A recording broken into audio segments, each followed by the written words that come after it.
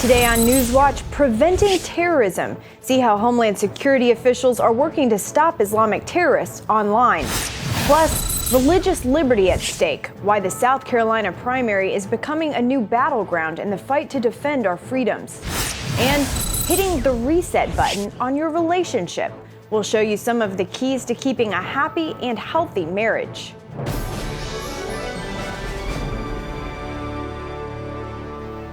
Thanks for joining us for CBN NewsWatch. I'm Caitlin Burke.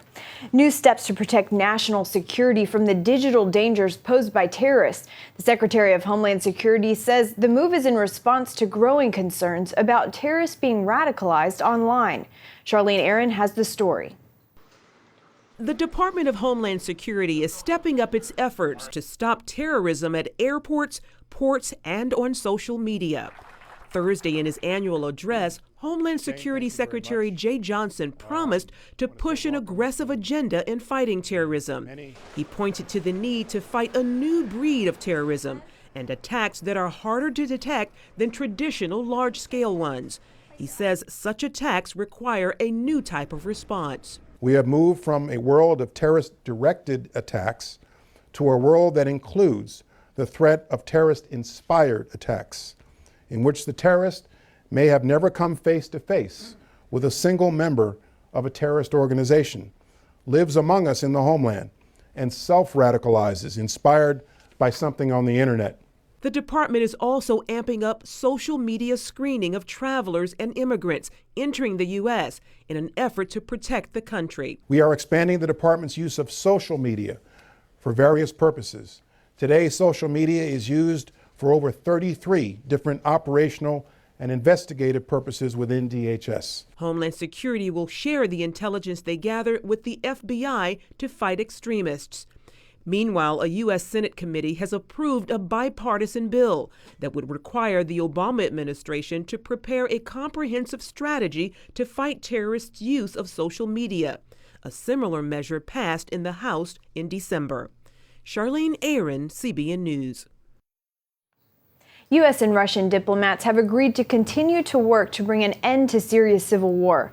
Secretary of State John Kerry says significant achievements have been made in Syria truce talks in Munich, but more work must be done to reach a full-fledged ceasefire.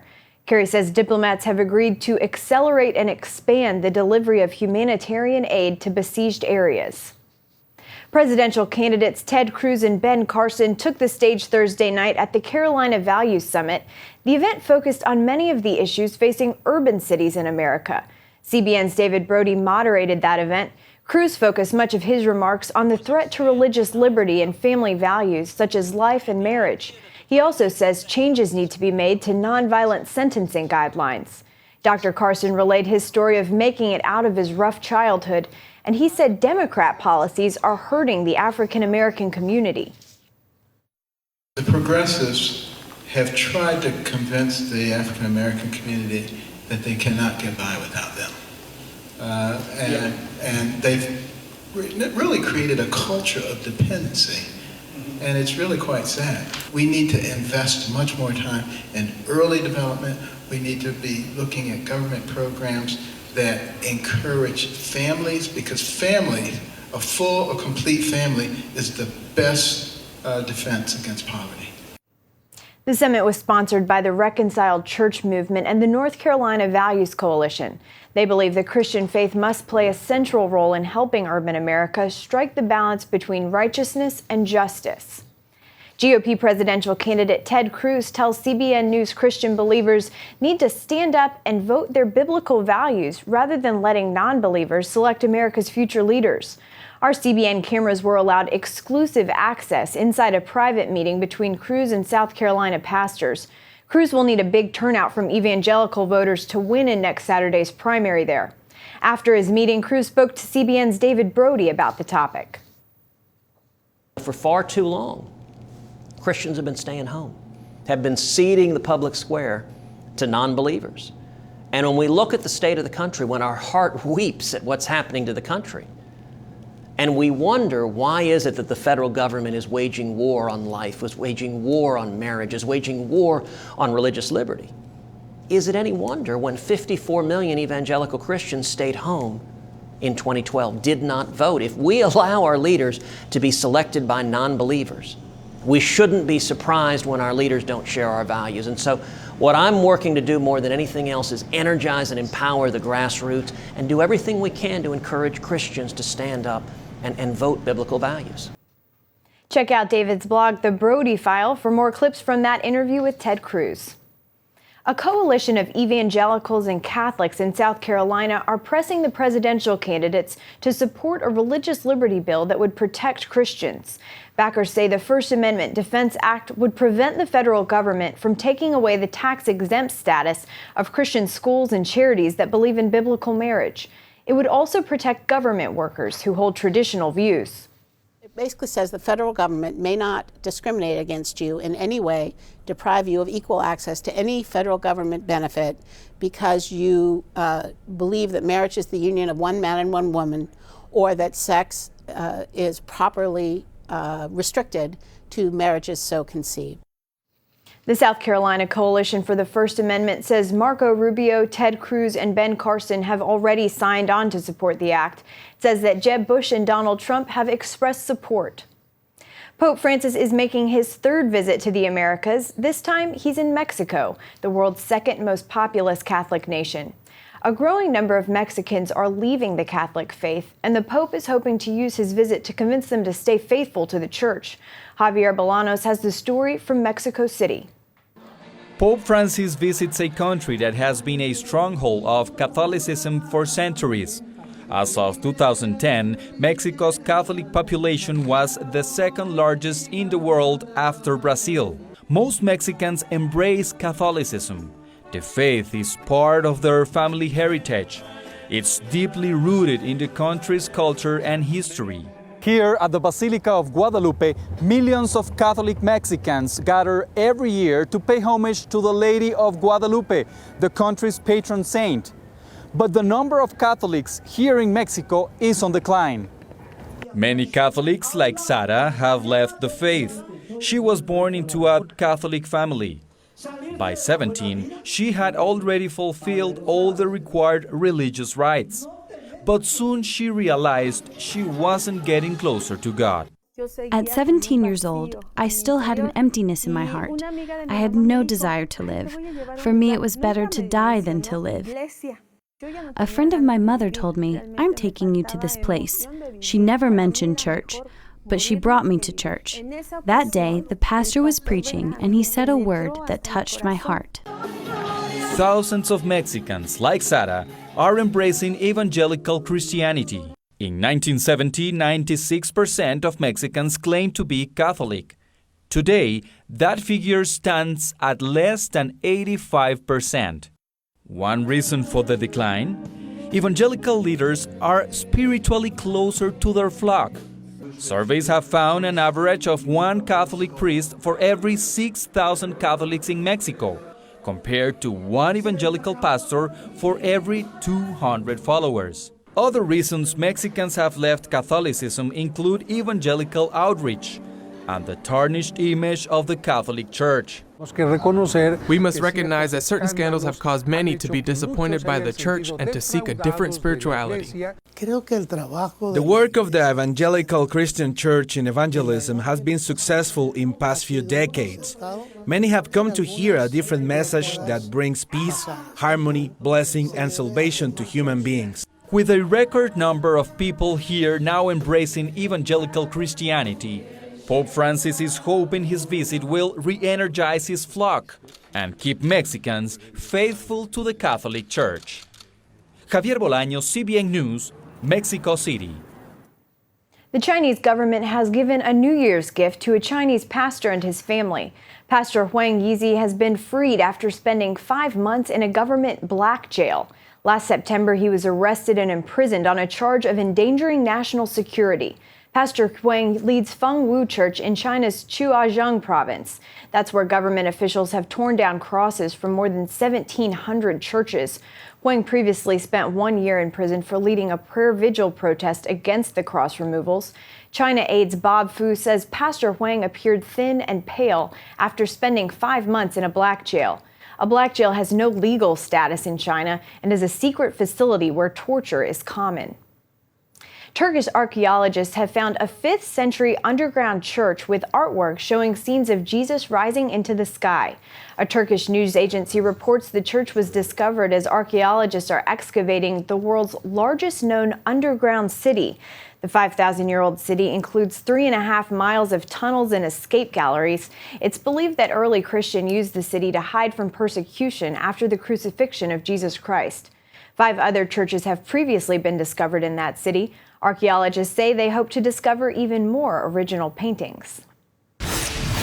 Coming up, a marriage conference that helps couples hit the reset button. See what these couples are learning and how it's saving their marriages.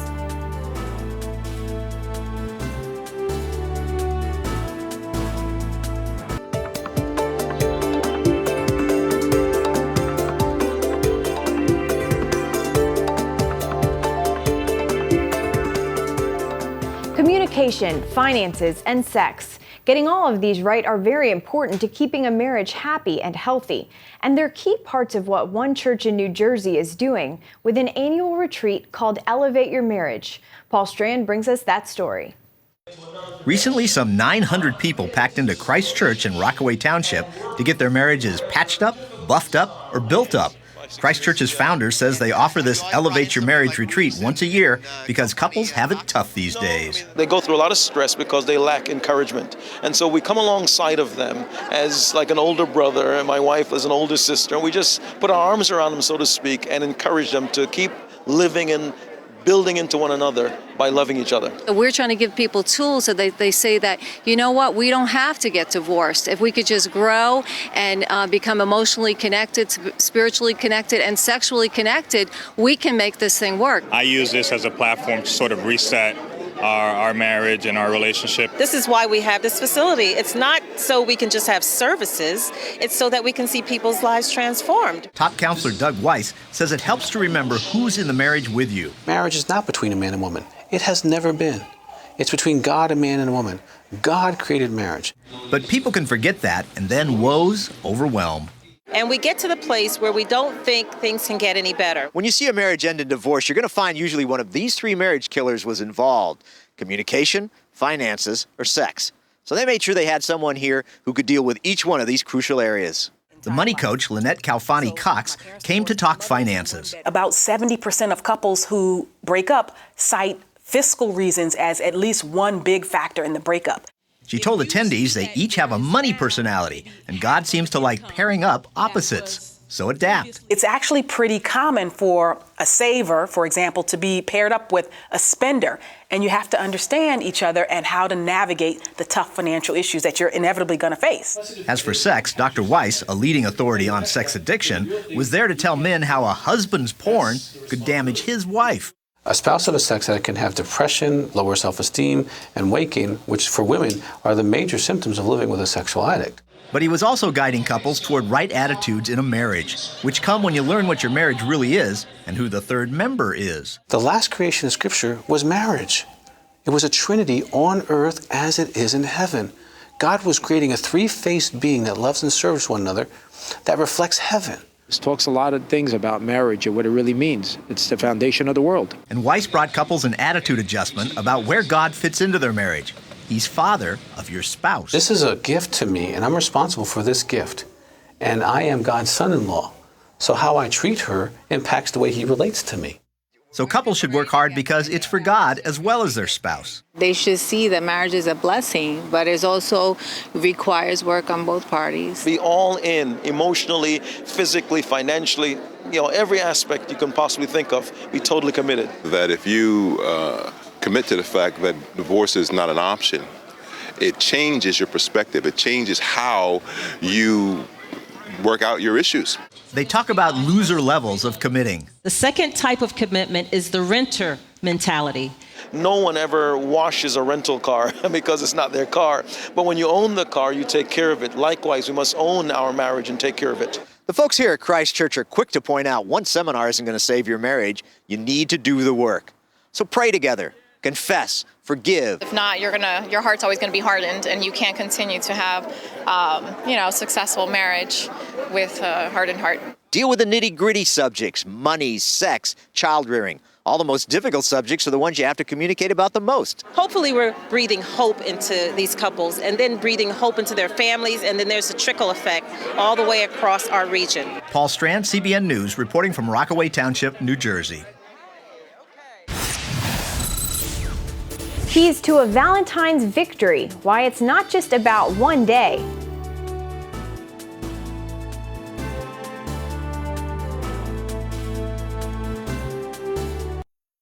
Valentine's Day is coming up and romance is on many people's minds. So how important is Valentine's Day when it comes to building a healthy marriage?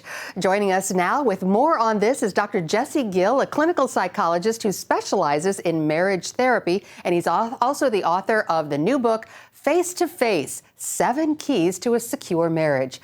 Dr. Gill, first let's talk about Valentine's Day. What are a few ideas for married couples? Well, really, when we think about romance, it's all about focused attention on the needs of our beloved. And so the important thing is to track with your significant one, your spouse, and find out what is meaningful to him or her. So think of it more as like a process of connection and engagement as opposed to like a one night this has got to make or break the marriage. So if your spouse is somebody who really is ministered to by words of affirmation, or by extended time together, or through touch, Valentine's might be a great time to give some focused attention on some touch that makes your spouse feel really good. Well, you point out that it's important not to really get too hung up on Valentine's Day. Why is that? Yes, as a clinical psychologist and as a marriage therapist, I'm encouraging couples to be building their marriage connection all year long. So we talk about the attachment bond, that's the connection between the two of them. I want to see couples using their skills of connecting and sharing their needs with one another, not just when we come to this very special day, but all year long, building and literally making the love connection that's shared between them throughout the year. Well, you mentioned attachment. That sounds like a really big term, a big clinical term. Talk a little bit more about it, how it affects the relationship all year long. Sure. Attachment is a clinical term, but when I share it with people, it makes intuitive sense. Attachment is just God's bonding process that He ordains for us ever since we're little, and then we carry that on from childhood into our marriages. And so it's important, what we all want is something called secure attachment. And what that means is I know that whatever comes up, you're going to be there for me. And so if we have that in our marriage throughout the year, we're going to be in this process of sharing our needs, sharing our feelings, even talking about what we need physically, because touch is a key part of attachment.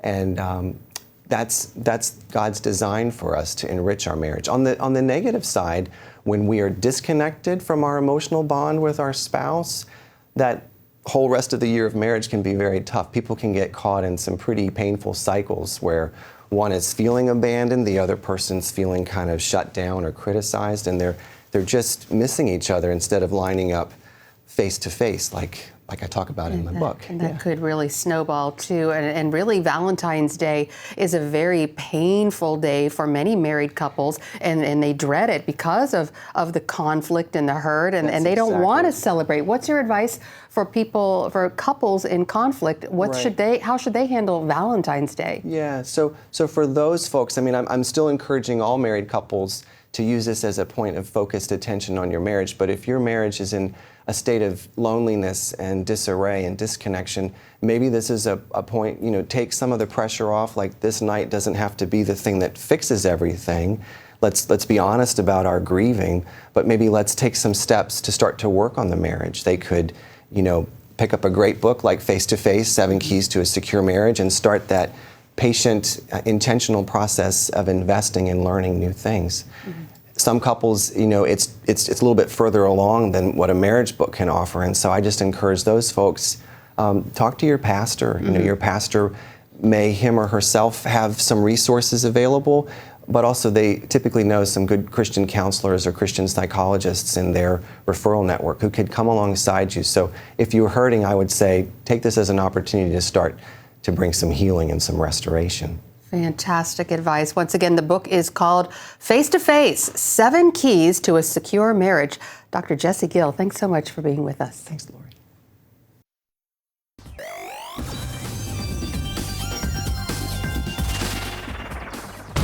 He was once the world's most famous male model. The movie Zoolander 2 follows the continuing story of international modeling celebrity Derek Zoolander. But things have changed since last we saw this fashion fave. Old LeMay? After a number of personal and public disasters, he's lost everything, including custody of his beloved son, and gone into hiding in the far northern reaches of New Jersey. It's only when a special fashion show in Rome comes along that Zoolander decides to purse his lips in public once again. Perhaps if he makes a comeback with modeling rival and sometimes pal Hansel, he can prove his ability to support and raise his son. But before you can say blue steel, another calamity arises. Zoolander finds out that the world's most beautiful people are being killed left and right, and they're all passing away while wearing one of his signature pouts. Interpol's International Crime Division needs Zoolander's help. That's right, he's joining the Fashion Police. This sequel has a bit more heart than the first movie, given Zoolander's desire to reunite with his son and become a better father. But that sweetness is completely buried in an avalanche of salacious silliness. Jokes are astonishingly lewd and crude. There's a smattering of language, too, including some harsh profanities and misuses of our Savior's name. And while you wouldn't think that the world of fashion would be a hotbed of violence, there are a few scenes here that'll definitely make you cringe. With that in mind, I'm giving Zoolander 2 just 1.5 pouty lips out of 5 for family friendliness. For an in-depth review of this film or anything else at your local box office, visit us at PluggedIn.com. Plugging you into the movies, I'm Cheryl Wilhelmy for Focus on the Family's Plugged In Movie Review. That's it for now on CBN NewsWatch. You can find more of our exclusive coverage of the issues you care about most at cbnnews.com. And tell us what you think about the stories you've seen here. You can do that on Facebook or at CBN News on Twitter. We hope you'll join us next time. Have a great day.